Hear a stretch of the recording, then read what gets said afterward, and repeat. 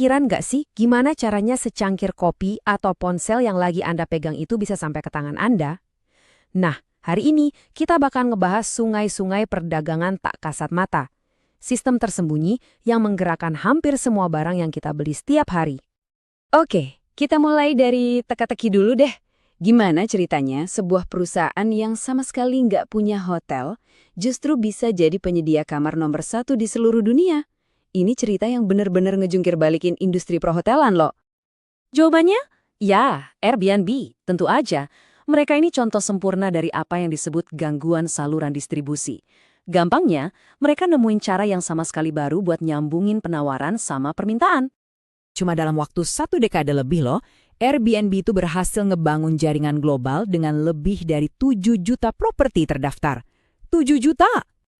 Nah, biar kebayang skalanya nih, coba bandingin deh sama Marriott, jaringan hotel terbesar di dunia. Mereka cuma punya 1,4 juta kamar. Jauh banget kan?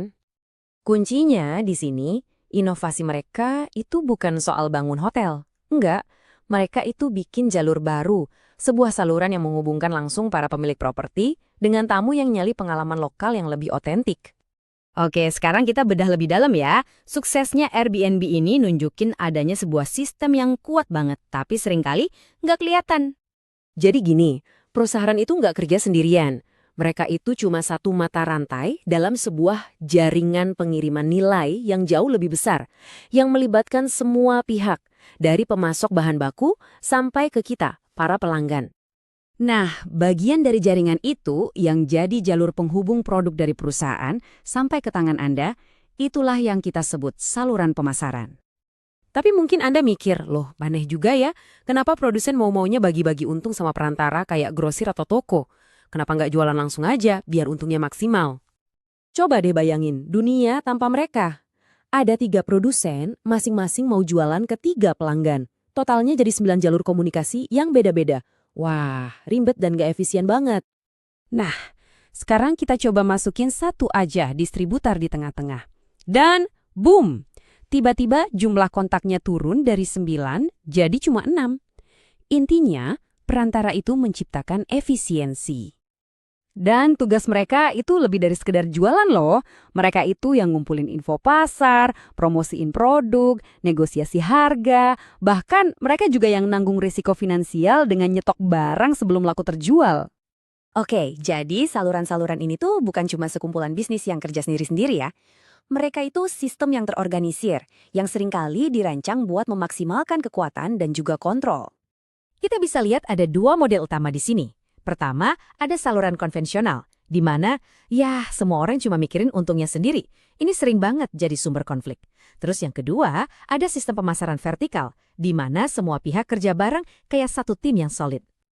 Nah, sistem yang terpadu ini bisa dikontrol lewat beberapa cara.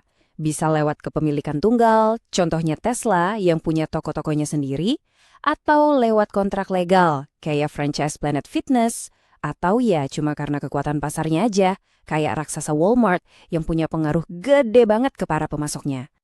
Tapi kalau kekuatannya nggak seimbang ya, jadinya konflik. Contoh yang paling terkenal itu perseteruan antara Subway sama para pemilik waralabanya. Mereka ngerasa diteken sama promosi yang emang sih naikin penjualan Subway, tapi malah ngegerus keuntungan mereka sendiri. Nah, ini semua ngebawa kita balik lagi ke titik awal, ke tema disrupsi. Sebuah kekuatan yang terus-menerus ngebentuk ulang saluran-saluran ini. Istilah teknisnya itu disintermediasi. Kedengaran rumit ya, tapi sebenarnya simple. Artinya, pemain baru datang terus motong jalur perantara yang lama. Kita semua ngalamin ini kan? Dulu ada toko kaset, terus digantiin sama download digital kayak iTunes. Sekarang iTunes-nya sendiri udah mulai kesingkir sama layanan streaming macam Spotify. Polanya sama persis. Netflix bikin bangkrut toko rental video, Uber dan Lyft ngeganggu industri taksi, Amazon mengubah total dunia retail. Bahkan sekarang banyak merek yang jualan langsung ke konsumen, ngelewatin toko sama sekali. Jadi, poin pentingnya apa? Saluran distribusi itu bukan cuma soal logistik, bukan cuma soal mindahin barang dari A ke B. Ini tuh medan pertempuran strategis.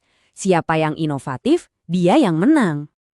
Seiring sungai perdagangan yang tak terlihat ini terus bergeser dan membentuk alur-alur baru, jadi penasaran kan, kira-kira industri apa lagi ya yang bakal dirombak total selanjutnya?